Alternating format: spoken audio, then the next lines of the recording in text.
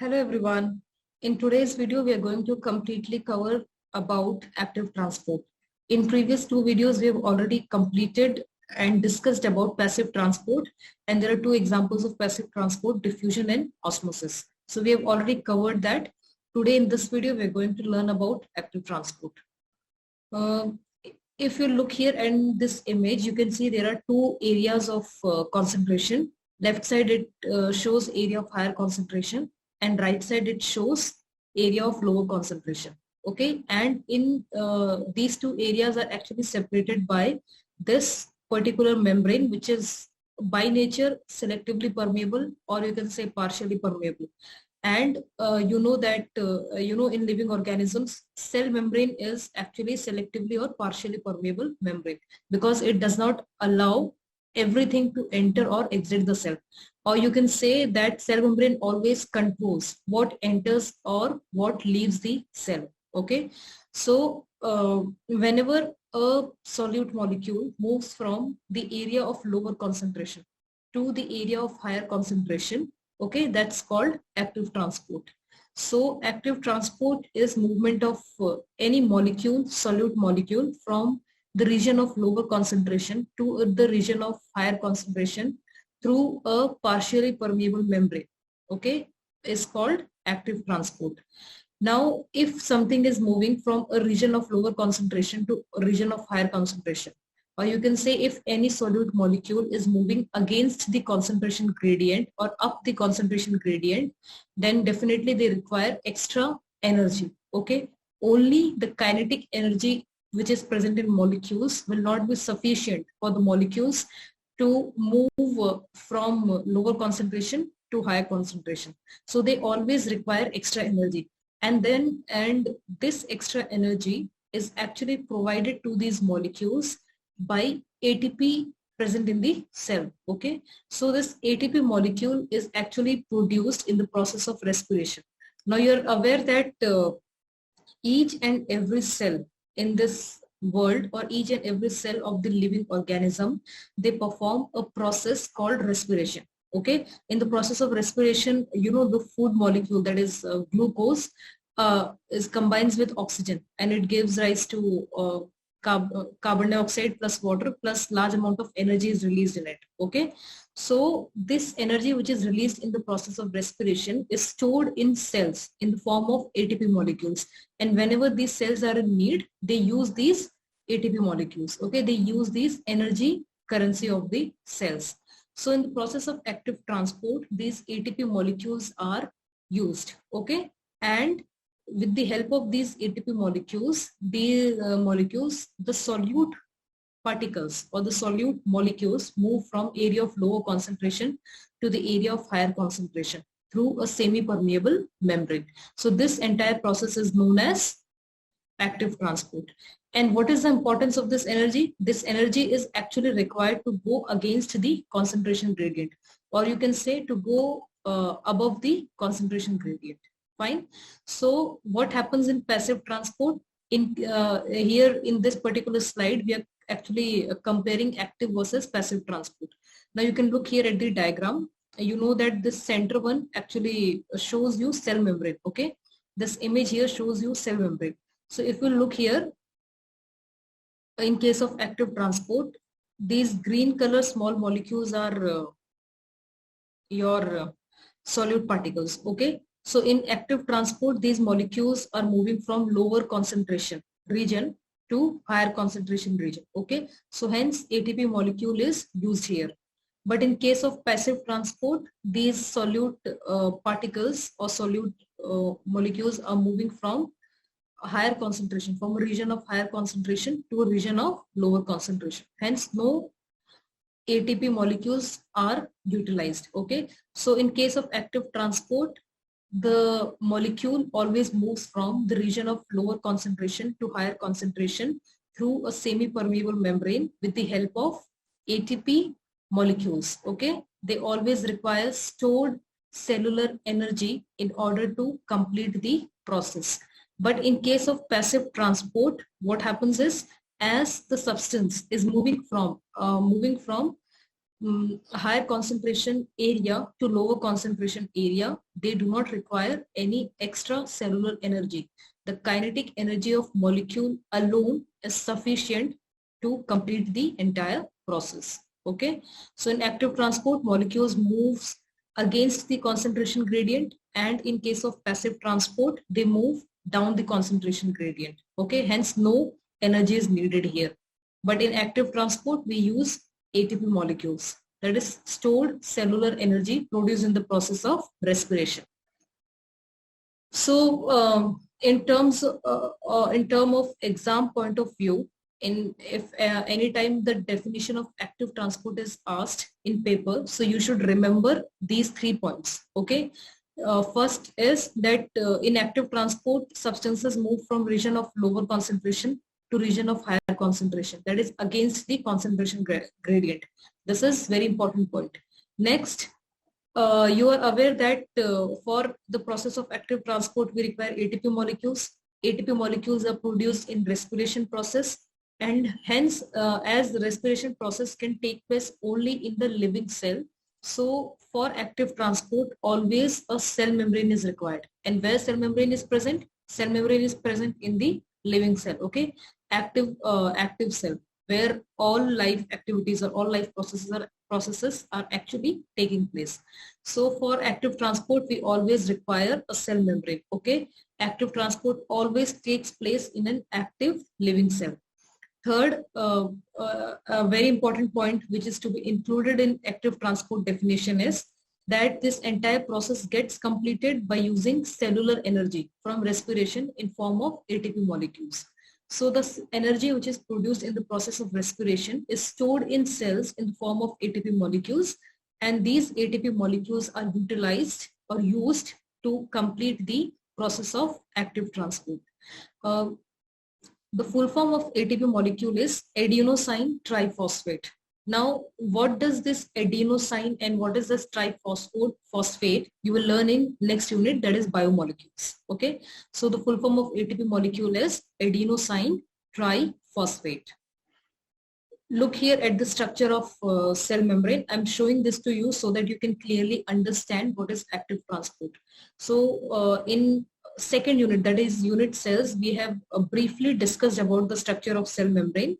This entire model of cell membrane is known as fluid mosaic model. Okay, the cell membrane is actually having two layers of lipid molecules. Okay, this is called lipid bilayer. So you can see here, this is lipid bilayer. Okay, so you can see here these small yellow color balls and these two thread-like structure, they are actually phospholipids because phosphate group is present in it. Okay, so they are phospholipid, and in between these phospholipids, okay, in between these two lipid bilayer, there are some integral proteins. Integral proteins means there are some embedded proteins. Okay, so these embedded proteins, they help in transport of molecules across the cell. Okay, these embedded proteins helps in transport of molecules across the cells. So that's why these proteins are also known as transport proteins, and sometimes they're also called carrier proteins. Okay, so these embedded proteins in the cell membrane helps in transport of molecules across the cell, fine, or across the cell membrane, and these proteins hence are called transport proteins, and sometimes they're also known as carrier proteins. Now look at this particular slide and you will understand that what is the use of ATP molecules. Okay, this extra energy which is used by the process of active transport, so where this energy is actually utilized. For example, this yellow color rectangle or square shows you the cell membrane. Okay, and this brown color area shows you a transport protein or a carrier protein. Somewhere in some books you might find carrier protein. Okay, so this yellow color box is cell membrane and this brown color area is a carrier protein or transport protein. Okay, and this is a glucose molecule which is need to be transported from outside the cell to the inside the cell. Okay, now you are already aware that inside cell continuous process of respiration goes on. So inside cell, in cell cytoplasm, the concentration of glucose will always be higher compared to the outside cell. So hence glucose molecule is moving from lower concentration area to the higher concentration area. Okay. Now what happens is this glucose molecule will enter inside the transport molecule. You can look here. Okay. This glucose molecule will enter inside the transport protein or carrier protein. Okay. Now you can look here at the shape of the carrier protein. Okay. So what happens is this transport protein changes the shape. The energy needed for it to do this is provided by respiration in the cell. So where your ATP molecule is used, ATP molecule is utilized by this transport protein in order to change its shape. Okay. And how it is changing its shape? The top two, these two part of the transport protein, they are coming closer. Okay. Hence it's closing from the top. And from the bottom, these two are two parts of transport protein are getting separated. Okay. So hence the transport protein is getting open so that glucose molecule can easily move inside the plasma, inside the cell cytoplasm. So ATP molecule or the extra energy in the process of active transport is actually used by transport or carrier proteins. Okay. In order to change their shape, so that they can easily accommodate the molecule through them. Okay, so that they can easily accommodate the molecule through them. Okay, and this ATP molecule or extra energy is provided by the process of respiration in the cell. Okay, ATP is actually the cellular energy. Okay, it is the cellular energy stored in cells. The change in shape of transport protein pushes the glucose molecule into the cell. Fine. I hope you understood this particular point. It's very important that ATP molecule is utilized in order to change the shape of transporter carrier protein so that this, the molecule can easily move inside or outside the cell through cell membrane. Now look at some of the examples of active transport in living organisms. Okay, so the examples of active transport are, first we'll look in to the plant, root hair cells in plants. Okay, look here in the image. This is a plant. The plant is having a root. So if you'll enlarge the image of one single root, microscope, under microscope, if you'll see, so you can make out, if you'll see with the actually magnifying glass, so you can make out that every root is having small hair-like structures. Okay, so these hair-like structures, they are known as root hairs. Okay, they are called root hairs. Okay, and if you look into the microscope and you will enlarge the image, you can get the structure like this. Now you know that what is the function of root. Root actually helps in anchoring of the plants in soil. Apart from that, roots absorb water and minerals from the soil. Now this water is absorbed by the process of osmosis, but when it comes about minerals, okay, so in soil many minerals are present. Okay, so these minerals are absorbed into the roots. Okay, root hair, it is absorbed by the root hair cells.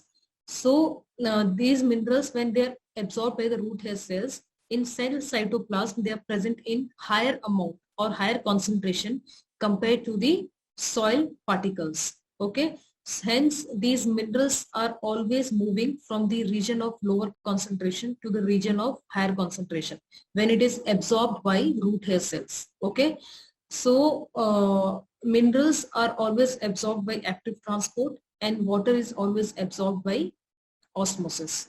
Okay, if you look here, this is the cell of second layer of cells in root, and this is the outermost or first layer of cells in roots. Okay, so the first layer of cells in roots, that is epidermal cells of root. Okay, the root epidermal cells, they always have this extended hair-like structure in these cells, and this hair-like structure is known as root hair. This root hair actually, the adaptation is it increases surface area for the absorption of substances from the soil. It increases surface area for the absorption of water and minerals by the root hair cells. Okay, so these minerals, as they are moving from the region of lower concentration to the region of higher concentration, because inside cell sap of root hair cells, the concentration of minerals is always higher. Okay, compared to the concentration of minerals between the soil particle. Fine. So this is one example of active transport in living organism. The second example is, okay, this is another image which is showing you the active transport so that it becomes clear for you. These small purple colored dots, they represent mineral element, okay, any mineral ion, okay, and inside, if you look here, inside the cell sap, the concentration of mineral ion is very high compared to the concentration of mineral ions outside the cell. So as these mineral ions has to move, mineral ions like magnesium ion, nitrate ions, etc. Okay, so as these mineral ions has to move from lower concentration to the region to the higher concentration area, they require cellular energy or extra energy to perform this entire process. Hence, it is called active transport. The second example is in the small intestine of human beings. Now you know that inside the alimentary canal of human beings, in small intestine, there's an area of small intestine, ileum. Okay, so whatever food we eat, the entire food gets completely digested in ileum of the small intestine, and the absorption of these digested food also takes place in the ileum. Okay, now what happens is the entire lining of small intestine, okay, it is having long finger-like projections as it's shown here. So this is one long finger-like projection. So the entire inner lining of small intestine is having long finger-like projection, and this finger-like projection is known as villi. Okay, what this finger-like projection is known as villi. Villi is plural. Okay, and if we look at the longitudinal section of villi, for example, this is one villi, and you're cutting the villi along the length. Okay, so you can find out that every villi inside is having a capillary network. This red color and blue color shows the capillary network. Okay, red color shows the oxygenated blood and blue color shows the deoxygenated blood. So this is the capillary network, and in center the green color one is known as lacteal. So in first video where we were learning about diffusion, there we have already seen the structure of villi, that this lacteal, the fat gets completely digested into fatty acids and glycerols. Okay, so this lacteal absorbs fatty acids and glycerol and water soluble vitamins from the food. Fat soluble vitamins, that is B and C, from the food. Okay, and this capillary network, it absorbs glucose and amino acids from the digested food. Okay, now amino acid is actually absorbed by facilitated diffusion, which is a passive transport, but glucose absorption every time, okay, in small intestine takes place by the process of active transport. Why? Because inside this capillaries we have blood, and blood is always having sufficient amount of glucose present in it. Okay, the concentration of glucose in blood is always higher than the concentration of glucose in the lumen of small intestine. The meaning of word lumen is the empty area or the hollow space present in the small intestine. Okay, so here, as glucose is moving from lower concentration region to the higher concentration region, it always moves by the process of active transport. It always requires extra energy which is given to it by respiration process. Third example is in kidney tubules. Now you know that inside kidney there are n number of tubules present, and one single tubule is known as nephron. So this is the structure of nephron. You will learn about this in detail in excretion unit. Okay, so this entire yellow color one represents one tubule. Okay, this is the structure of nephron, and this red and blue color structure shows you the capillary network. So the red color area includes your entire oxygenated blood, and blue color area includes your entire deoxygenated blood. Now if we look here in the beginning of the nephron, this C-shaped structure or cup-shaped structure is known as Bowman's capsule, and inside Bowman's capsule there is the cluster of this blood capillary which is known as glomerulus. So whenever the blood comes here, okay, in glomerulus, what will happen? The glucose or water or salt plus the excretory product called urea will be absorbed inside the Bowman's capsule. Okay, this is entire the membranous structure. Nephron is completely made up of one cell thick membrane. Okay, so water, glucose, salts, okay, then urea, that is excretory product, is absorbed inside the Bowman's capsule, and then it passes through this yellow colored tubule. Okay, so when this entire filtrate, you can call it as filtrate, this entire mixture of water, glucose, salt, urea passes through this particular loop, which is known as loop of Henle. Okay, so when it passes through this particular loop, what happens is the body understands that this excess amount of water or glucose or salts which are present in the filtrate inside this nephron tubule can be reabsorbed. Okay, it can be reabsorbed by the into the blood. Okay, why? Because they are useful products for our body. Okay, so in nephron tubules, the reabsorption of water, glucose and salts take place. So here water and salt, they move by normal passive transport. Water moves by osmosis and movement of salts takes place by diffusion. But glucose, because in blood we always have more concentration of glucose, so this glucose is reabsorbed in kidney tubules by the process of active transport. Fine. So we have seen 3 examples of active transport in root hair cells. Then we have seen in small intestine, that is in villi, and third one was in kidney tubules, that is in nephron. In detail, you will learn about this nephron in excretion unit and about villi in digestion unit. Now here is a short quiz for all of you.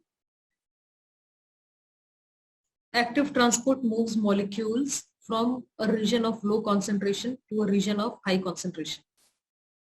Obviously, the correct answer is A. Second, rate of diffusion dash with increases in temperature. Now you have studied about diffusion in previous videos. So there are different factors which affects the rate of diffusion. Okay, so if you will increase temperature, the rate of diffusion will A is decrease, B increases, C stays same, and D none of the above. So the correct answer is increases. Okay, if you will increase temperature, the rate of diffusion will increase because the kinetic energy of these molecules increases. They absorb heat. So the kinetic energy of molecules increases, and hence the rate of diffusion will also increase. Third question is, which of the following liquids has highest water potential? This question is very important. Okay, asked many times in the IGCSE paper. Highest water potential. Okay, so first one is 0.9% saline water. That means a normal water in which 0.9% of salt, that is sodium chloride, is dissolved.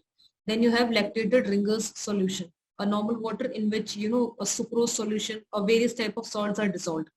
20% sucrose solution, that is 100 ml of water in which 20 grams of sucrose, that is your normal table sugar, is dissolved. Okay, and last one is pure water.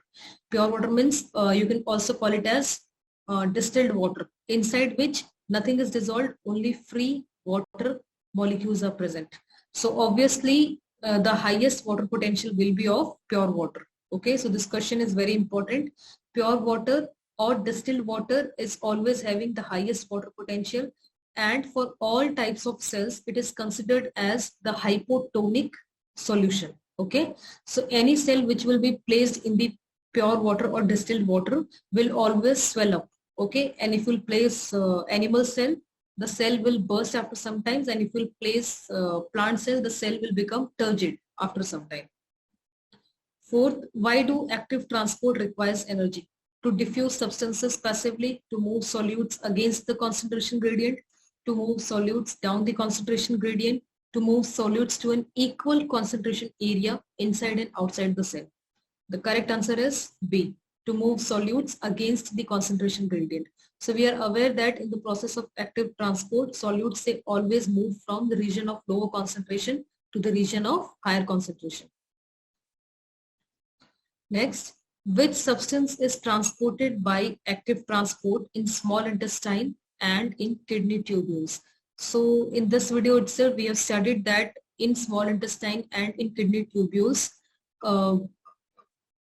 active transport takes place. Okay, so out of these four, which substance or which molecule is actually transported actively in these two places?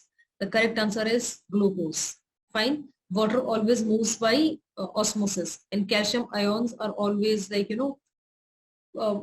is absorbed in human beings by diffusion, and in plants it is absorbed by active transport. But in case of small intestine and kidney tubules, glucose is the substance which is always transported across the cell membrane by active transport. Last question is, what is the source of energy in the process of active transport? This question is very easy yet very important. First is ATP molecules, second generation of carbon dioxide in respiration process, third is sunlight, and D, concentration gradient generated across the cell membrane. So you're already aware that in case of active transport, molecules always move from lower concentration to higher concentration region. So this fourth point becomes completely like, invalid for active transport. It can be valid in the process of passive transport, because in case of passive transport, molecules, they always move down the concentration gradient. So in case of active transport, the source of energy is ATP molecules. Okay, the correct answer is A. So we have already discussed about active transport in this entire video. Okay, and in previous two videos we have completed passive transport, that is diffusion and osmosis. So we are done with unit 3. In the upcoming video we are going to discuss some of the past paper questions from unit 2 and unit 3. Okay, which will help you in understanding that what kind of questions are asked from these two units in IGCSE board exams. Take care till then. Bye-bye.